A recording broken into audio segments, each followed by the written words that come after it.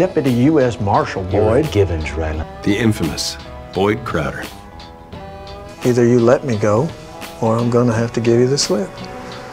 I love this shit. This shit makes me hard. Just happened to be driving by, huh? No, I put a motion detector in. Last I checked, you were a marshal too. And as a lawman, I'm suspended. And then you go all railing on him and drag him out of some restaurant by his nutsack. They underestimate me at their peril.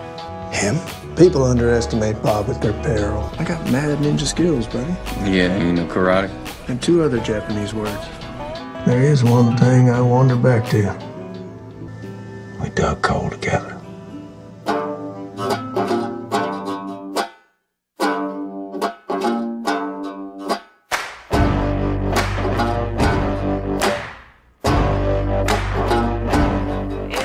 Hello, and welcome to After Further Review. If this is your first time, welcome. If you're a returner, welcome back. Today, we're going to talk about Episode 3, The Backstabbers, from Justified City Primeval. And before we get too far ahead of ourselves, let me take a moment. Last week, we were joined by Rick Morris, who is, for my money, the hardest working man in new media. And I say that going back 20 years. So, like, before new media was new media. Before we get into it, Rick, how you doing today? I am doing fine, Jason. Thank you so much. And a pleasure to be here with you as we're doing this season jointly here with the AFR brand and the FDH Lounge coming together, a simulcast, if you will. And only fitting as well with you being the FDH senior editor in addition to your own fine channel here. So bringing it all together to talk about Justified City Primeval. Who better than me and you, buddy? And that's not a rhetorical question. Getting into today's episode, which was aptly named Backstabbers. And I love when they do this because you go into the episode like looking for the inspiration of the title. Yep. And it's fine if you can find one. But it's really a great reflection of solid writing when you realize that the theme of the episode is covering multiple characters in a similar light. Yes. The first thing I want to get off from this episode in particular. Last week, we mentioned that there are differences and similarities to these franchises that we're going to call them. Mm-hmm. And our first sort of, the difference is kind of a little jarring, was language and sexual activity. Yes. Now, upon editing that video and before we put it out, I remember thinking, there's probably going to be some viewers that think we're being a little overdramatic about that.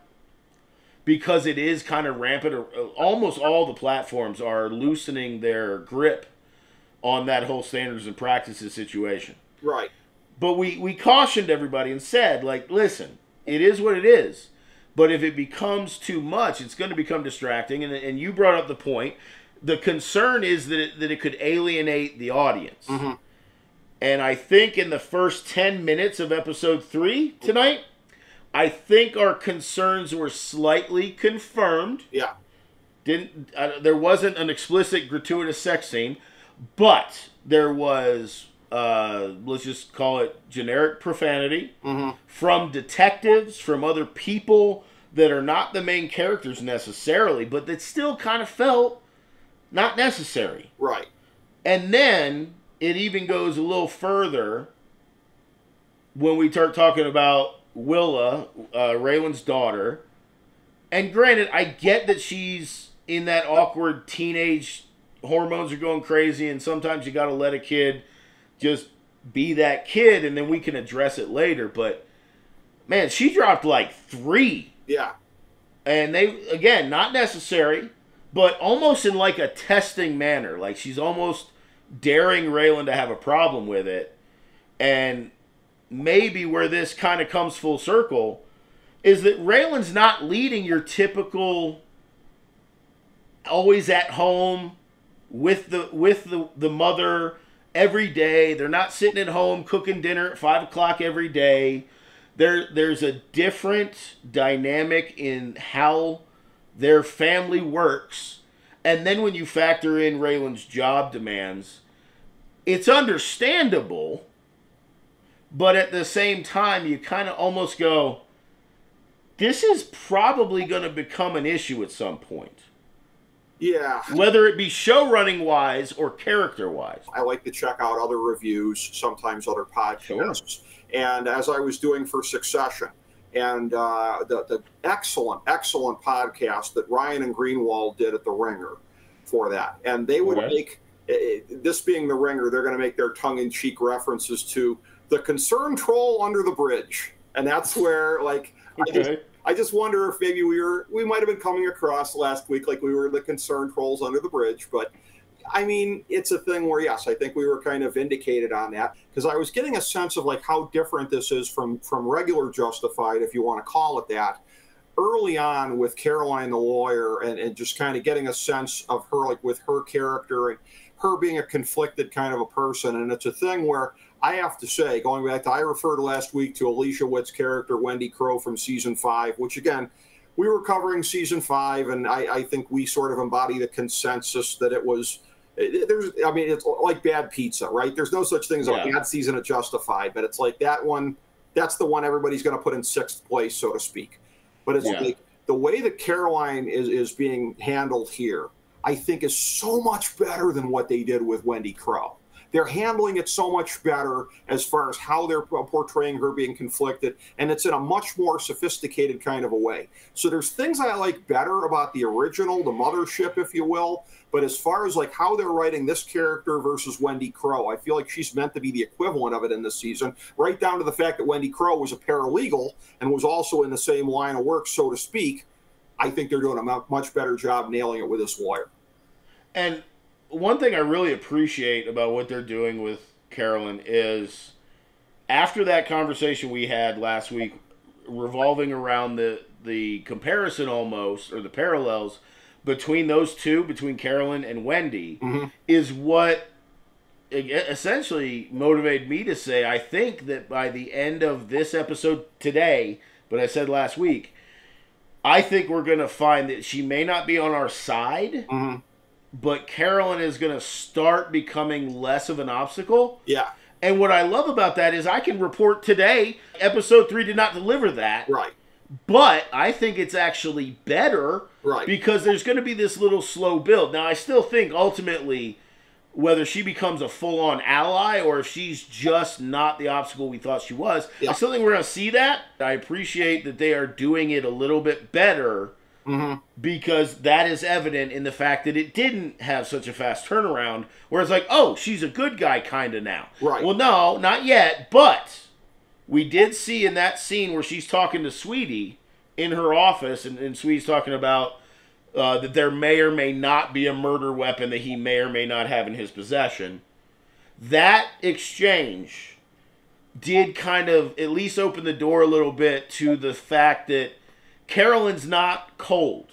Right. She's not just a lawyer that's, out to do whatever she's trying to do. Right. There's a human nature behind that. We're starting to, I think, in general, we as an audience should be starting to warm to her a little bit. But I do absolutely agree that if the parallel is Carolyn to Wendy, from a show running standpoint, Carolyn is being presented much better. Yes. And in terms of how she's going to turn out on the canvas here, in the parlance of any other AEW fans like myself, it's sort of right now like, is MJF going to do the face turn in the end here? It's kind of the same thing a little bit. And how? And if we want to use wrestling vernacular, I actually love that. There's never a bad time to do that. Because at some point in the first few minutes of the first episode, if we're using that terminology, we get the sense that she's going to be the heel. That's just, she may not be the big bad, but she's a heel. And at some point, and it may not be dramatic, right? It may not be a full-on heel turn, but there should be a heel evolution, if you will. Yep. Yeah, one of the things that you see play out over the course of time, and that's what's going to happen as we go through here. Now, at the 37.5% done part of the series. So as we get to that point, 3/8 of the way done.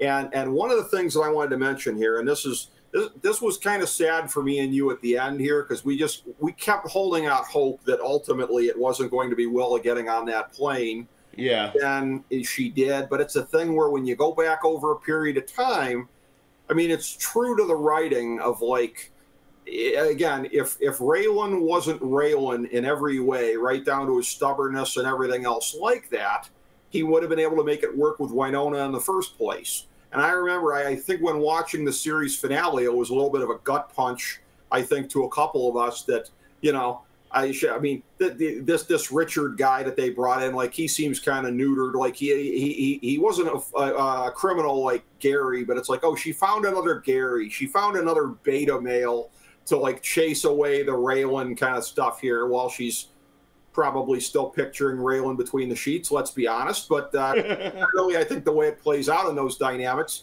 But it's one of those things where Raylan, again, just can't help himself over a period of time. And it's one of these things where, in terms of his daughter, by the way, it shows up. I regret to be the one to tell you this, but on Wikipedia, I just found this. It shows Vivian Oliphant as being part of the recurring cast. So we may see her again, but it ain't going to be the next episode. It's not going to be Winona puts her back on a plane. It's not going to be like that. I hope they give us closure. I want to get closure on that. And you want to think that he's going to progress. But the thing is like, he made it through Justified without really progressing a whole heck of a lot. He'd have been with Winona and had the family, if not, because it's one of those things where I think we all applied our own logic to it, right? Like, he could have had the family with her. It wouldn't have taken a whole heck of a lot. You just stopped being Raylan, like, by 1/100th, and you probably could have made it happen. So this was sad, but this was true to the writing of the character. And I think we're hoping for 15 years down the road later in their, you know, universe, some form of progression here to where he can put it together with his teenage daughter in those years and repair that relationship a little more. Pardon the reference that you may not be up to date on. Okay. But it feels like what you, me, a lot of traditionalist Justified fans might be holding out hope for, and I'm not suggesting that it's off the table, is a Dark Knight Returns ending. Okay. Now, all you need to know is that in the Dark Knight Returns, you have Batman, you have Alfred, you have Catwoman, you have Bane. Batwoman and Catwoman work together, and there's a moment where Alfred basically tells a story where every time Bruce Wayne disappears, he hopes it's for good. He hopes he can go live a normal life.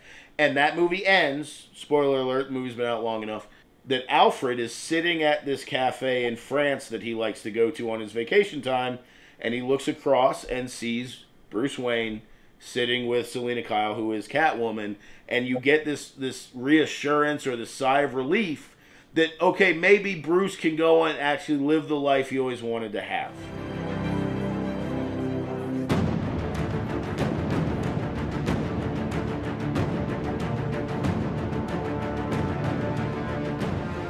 And at the end of all of this, if we're lucky enough, maybe we get like a flash forward and we can see maybe like a 22-year-old Willa coming home for Thanksgiving dinner or something, right? Everybody's happy, it is what it is. This brings me to a very important point that I wanted to find an opportunity to bring up. Okay. So thank you for that. All right. In the world of content creation and people talking about entertainment, we live in an internet era where anybody can educate themselves on the nuts and bolts of what makes a show or a movie go. And a lot of times people focus on these terms and go a little crazy. Mm-hmm. And someone will say, this character wasn't great because they didn't have character development. A TV movie concept that people now are very familiar with. Right. My point with this show in particular is that lack of character development is not necessarily a bad thing. It doesn't make the character lesser. Right. And to your point, I think that as we watched through the original Justified, there were areas of character development that Raylan didn't have. Right. But here's the kicker. It fits so beautifully well into his character that if he had that character development, we might go, wait a minute, this doesn't feel right. So, yeah, we didn't get that development in his character in Justified, but I think that's intentional. Yeah, I think so, and I think you really nailed it there, because one of the hallmarks of this golden age of TV in the 21st century that TV critic Alan Sepinwall first kind of, dubbed it that. And I have the book that he wrote on that, where he wrote about several of the series. And it's a great book, start to finish, if anybody wants to go check that out. But in talking about this, one of the things that distinguishes it in these shows is that they don't pander and that we don't get fan service. So as far as not to say you never do, but it's got to fit the story. That's what differentiates this from some of the schlock that's on network TV. Let's be perfectly honest. Network TV, they are going to a lot of times kind of make it kind of fit in there and happy ending. And, oh, hey, can we get a Sam and Diane dynamic here? Can we sprinkle that on top? And it's a thing where in these shows, they're uncompromising. It's art. They're, at the risk of oversimplifying, that's what it is. And so, we root for Raylan because we're supposed to, because it's a well-written story that gets us to sympathize with him. But it's not necessarily their job to give us the happy ending in this. It's their job to give us the ending that they feel fits. Now, I felt like in watching Raylan through the course of it, maybe he had progressed enough to where he could have ended up with Winona and had a family and everything like that. And you just hate to see any time like that, it's going to be a broken home with the daughter and everything like that. So it's sad on a human level regardless. But it's it's their job to make us root for him, but it's their job also to tell the story and give the ending they feel is true to the character. And that's what they did. It doesn't mean they did it wrong if we don't get the fan service, Jason. It's our job to ask for it, but it's not necessarily their job to give it to us. As the MCU was developing, they started sprinkling in fan service and found that particular fan base went crazy in a good way. Okay. To the point that they know that if they flood a movie with tons of fan service, there'll be people who criticize it, but they're still going to make hundreds and hundreds and hundreds of millions of dollars. And the best example of this is Spider-Man No Way Home, which was the third of a series, where you get to see, spoiler alert, look away if you haven't seen it yet, you get to see all three of the modern Spider-Men on the same screen at the same time. And I was in the theater, and I'm telling you, people lost their minds. It was euphoria to do that. And Disney is making quite a living doing this. And Star Wars is actually the reference I want to make here, because there's going to be an upcoming video on my channel probably within the next, call it 2 weeks, because we want to get this out before the Ahsoka series drops, where one of the big talking points is going to be that this concept that we're going to talk about within the Star Wars world was the one time that I, as a critical but honest fan, looked at it and said, you know what, Jon Favreau and the guys over there at Disney, how am I forgetting that guy's name? That this concept is the one time I wish that they did not go the route of fan service. And maybe it's me being too critical. But there is a point at which, even in a fictional fantasy realm, where there is such a thing as too much fan service. There can be. And that's why I love this show and lots of other shows that are critically acclaimed. They are not beholden to fan service. Right. They are beholden to telling a story. Yep. And what I do love about this is there's a parallel. The reason why Star Wars and the MCU get such big numbers right now, in my humble opinion, is because the story comes from source material. And when the story comes from source material, there are things you can do and there are things you can't do. And while Justified does not even flirt with entering any sort of superhero or fantasy realm, what it does is say there's fan service or there's telling the story. And since Leonard Elmore basically is the godfather of all these stories, there's only so far we can deviate. Last week you were telling me about how the City Primeval novel is still Leonard Elmore, but isn't Raylan. Right. But they can adapt Raylan to it because it fits. But a show like Justified City Primeval, The Bear, Breaking Bad, these are not productions where they are trying to get you to go, oh, I'm so glad they did that thing. No. They're telling you a story. You don't have to, you don't have input on the story. You don't have to love the story. The story is what the story is. Right. And if they were to deviate from that and just start making all kinds of justified references, right, just to pay off fan service, I don't know that we would love it. As you were talking about the Willa angle and what we're not going to see, there was a point while we were watching where my gears started turning. Go, okay, if he puts Willa on the plane, is there a possibility we're going to see Winona in a couple episodes? And I think the short answer is no. I think we might. Now, if we do, I'll bring it on. I'll invite it with no question.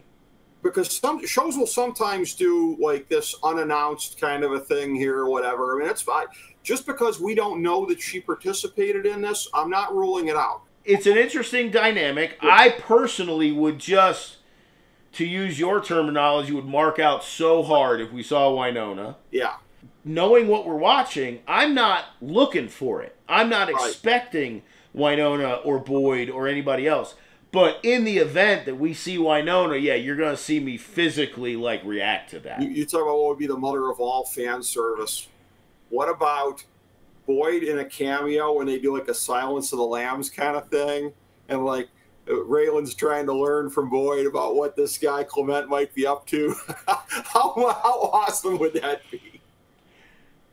You know, it's really funny that you mentioned that because in the last video we put out, I did add something where there's a scene, and I don't remember, I want to say it's like 3 or 4, season 3 or 4, when Boyd ends up working for Black Pike or whatever it's called, and he's in the courtroom as the security for the lawyer. Yeah. So, again, Boyd, what are you doing here? Boyd is part of my security team. Security? I would never presume to tell you how to do your job, and I understand that I'm very new to the security game. However, I have spent a considerable amount of time hiding explosives. Now, if you would like, I'd be more than happy to walk around here with you, show you where I would hide mine in case there might be a place that you might miss.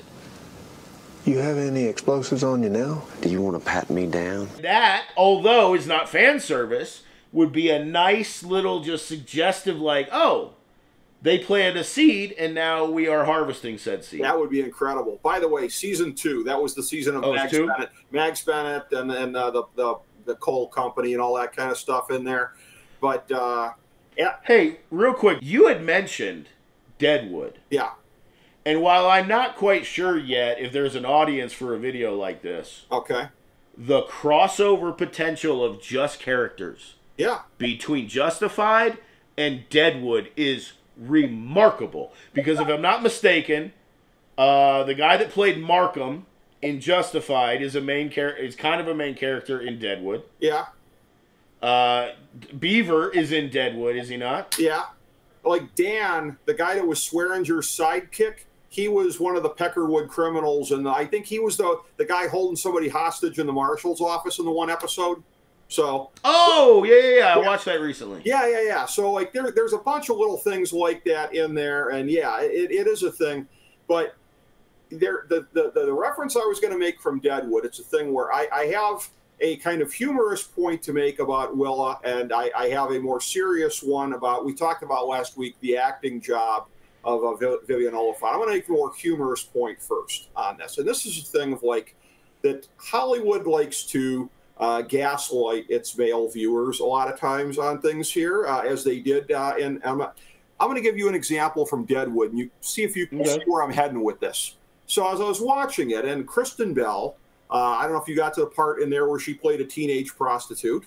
And you're like, you're looking at it, she's playing like a 15-year-old. Dude, she was 24. She's a 20-year-old playing a 15-year-old. I saw that subsequently.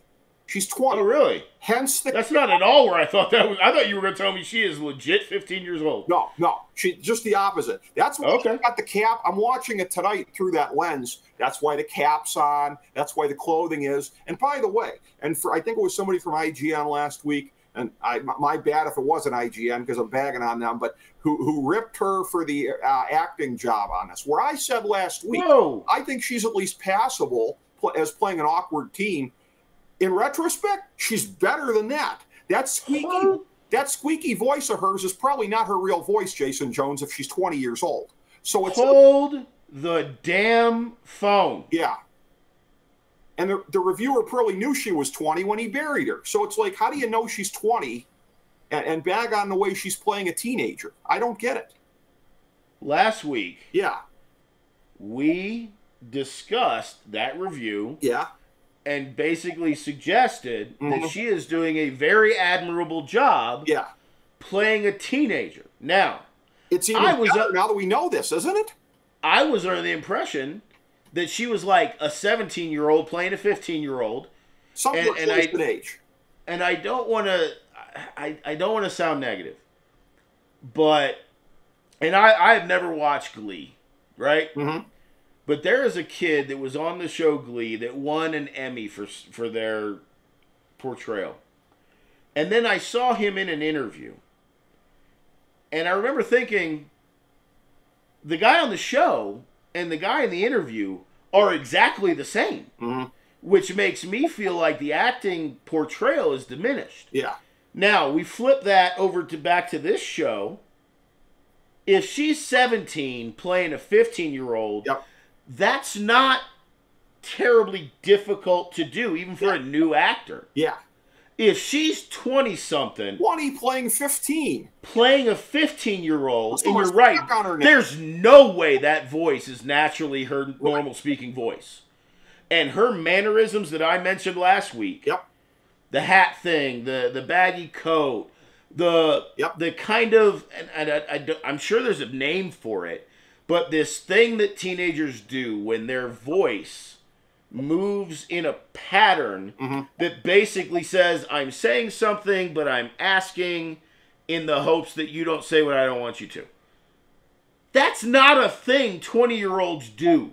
Right. So, to your point, now that I know that she's 20 playing a 15-year-old, her acting performance just went up a notch or two. Exactly. Not the other way around. Her acting job is even better than we thought last week because of this stuff.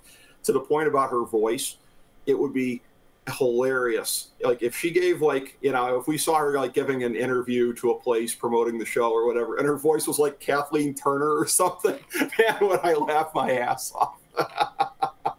So, Rick, there was another thing that came up, and I'm sure most people didn't pick up on this, and I'm sure the only reason I picked up on it was going through justified scenes in order to set up the last video. The montage, if you will, and montage may be a loose term here, but there was a series of scenes where we see these detectives that we know entering in and arresting basically everyone associated with what we know right now.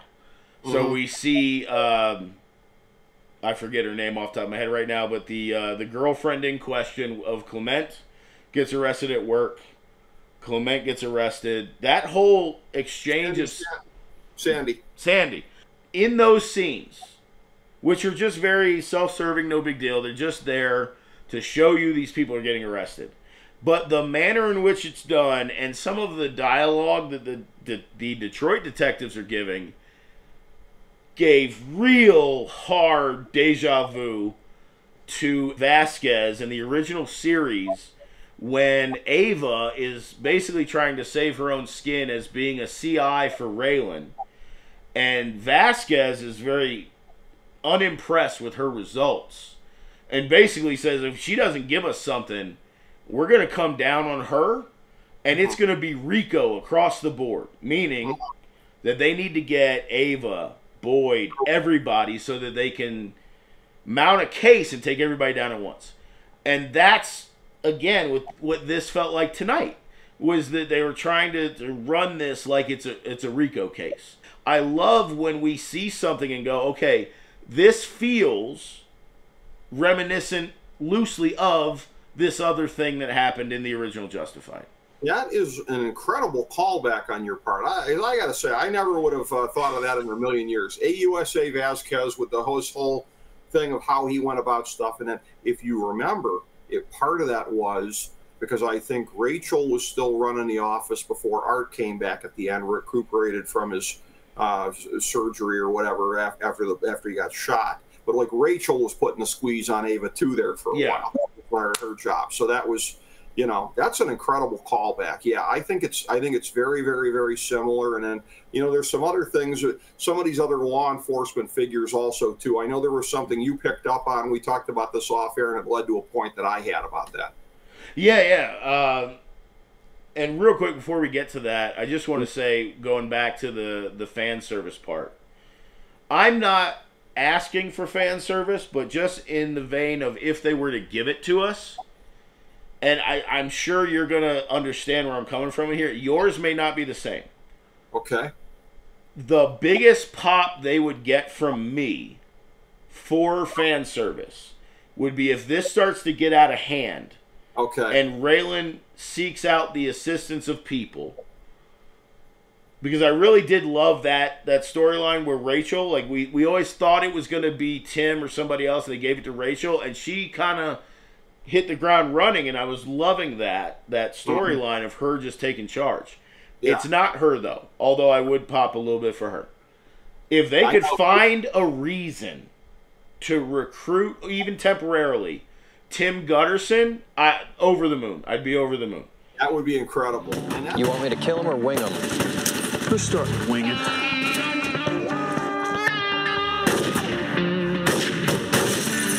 I don't know if there's a need for a sniper anytime soon, but just to see Gutterson on set, even if it was only for a minute, I would be over the moon.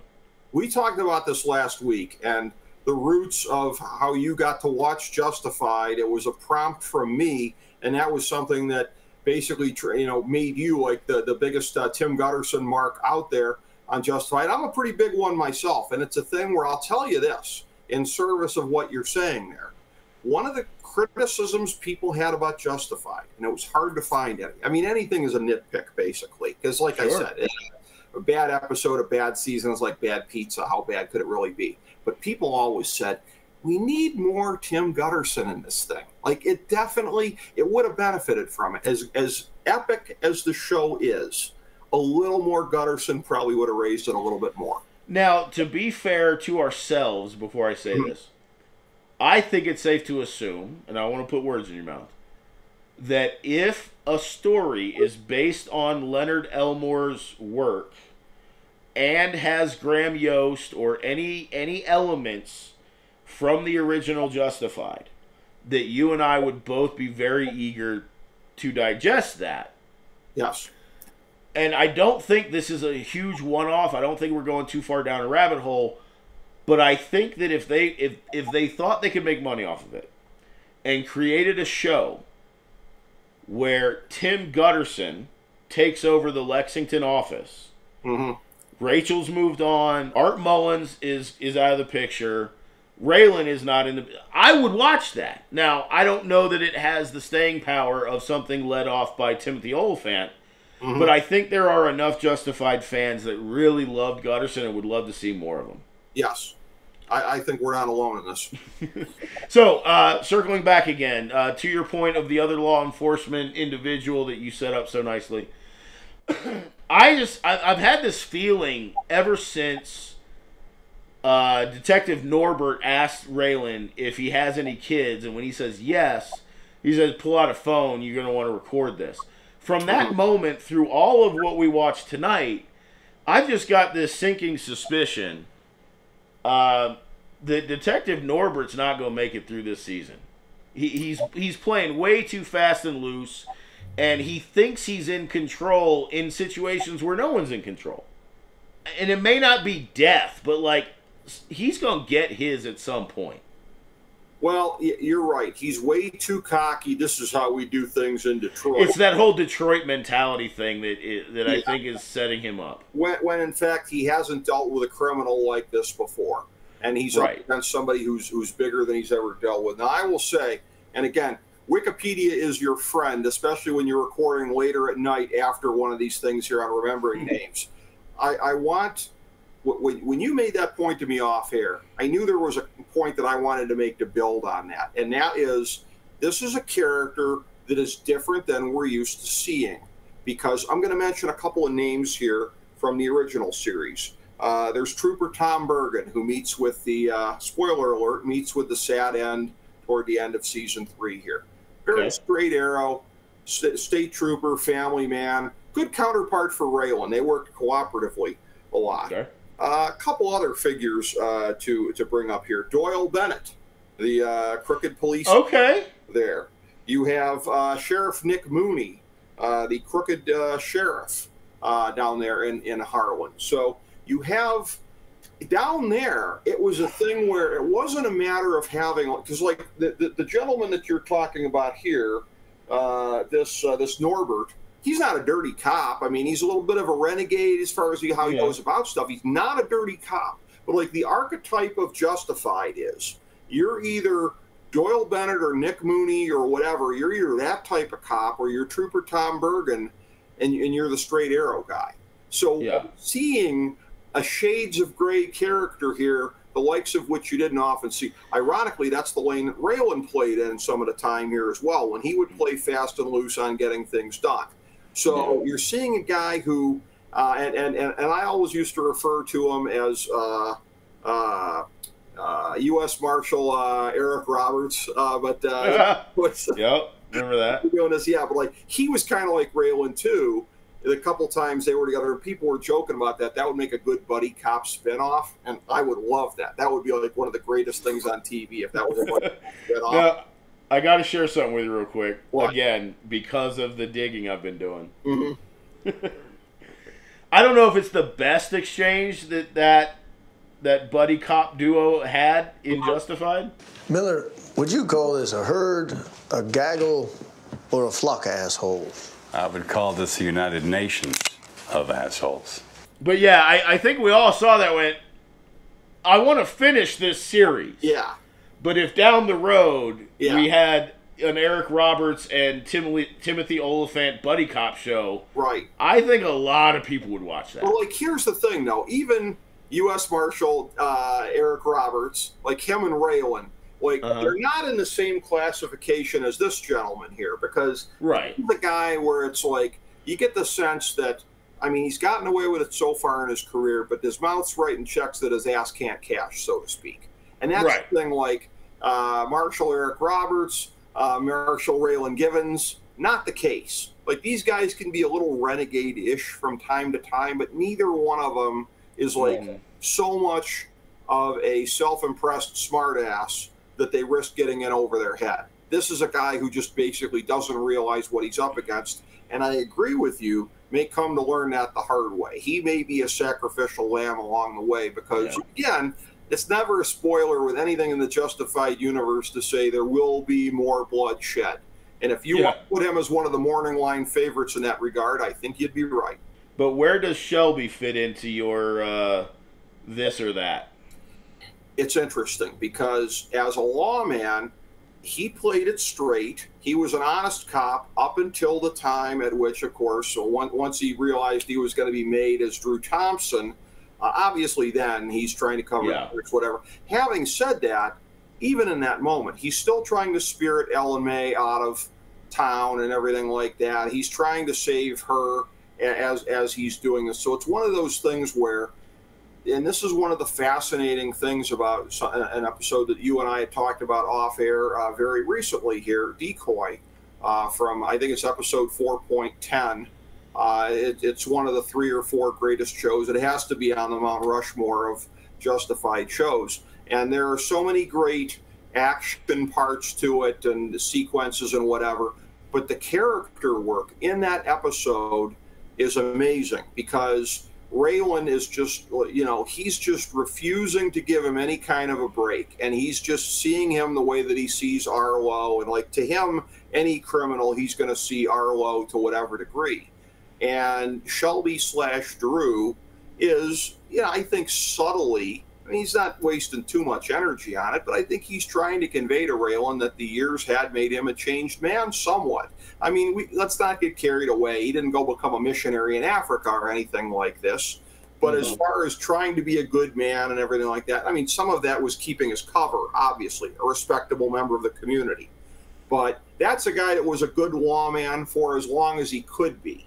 And then in the end, when he was going to get smoked out, he had to do what he had to do to survive. So I put him more toward the trooper Tom Bergen side of things, even though Raylan would probably want to put a loaded gun to my head for comparing the two guys. I don't think they're as dissimilar as Raylan would think. Well, no, I think you kind of hit the nail on the head there, in that there is Drew Thompson. Mm-hmm. An event happens, he has to make a radical change. Yes. But in order to sell the change, he's got to actually be that guy. Yes. Now, this is so unrelated, but I love the quote from the movie Air, which is actually about how Nike acquired Michael Jordan as a sponsor, which has absolutely nothing to do with what we're talking about here. There's a speech in Air where Matt Damon's character, Sonny Vaccaro, is trying in the moment. He knows he's got to sort of implore the other side of the table to see what he sees. It's the most predictable pattern. We build you into something that doesn't exist, and that means you have to try to be that thing. All day, every day. That's how it works. The notion that, like, in Drew Thompson's case, he couldn't be Shelby part-time. Right. Otherwise, the veil comes off and everyone realizes that Shelby is actually Drew. Right. So, to your point, I love that the character knew that he had to sell it. Right. So he actually had to be Shelby, a good cop, a good sheriff, all that stuff. He had to be that, and then, like you said, to the point where the jig is up. Right. And then you know, he's got to revert a little bit back to being Drew Thompson. But again, another point you made, the whole Ellen May thing. Mm-hmm. Like, a lot of people in that situation, once the Drew Thompson veil comes up, they normally would just say F it all. Like, everything can burn. Right. But there was still some goodness of him trying to do that one last thing for the good side of things before everything goes belly up. Right. And that's the thing. I mean, I think he even fits into the paradigm that I'm describing from the original Justified, of where everything was basically more black and white. Pick a lane, go in that lane. Versus up here in Detroit, again, and I think this is yet another thing. This goes back to what we were talking about earlier in our breakdown here, that the entire fabric of Detroit being different than Harlan. Everything is more morally ambiguous. Everything's more in the middle here. Shades of gray,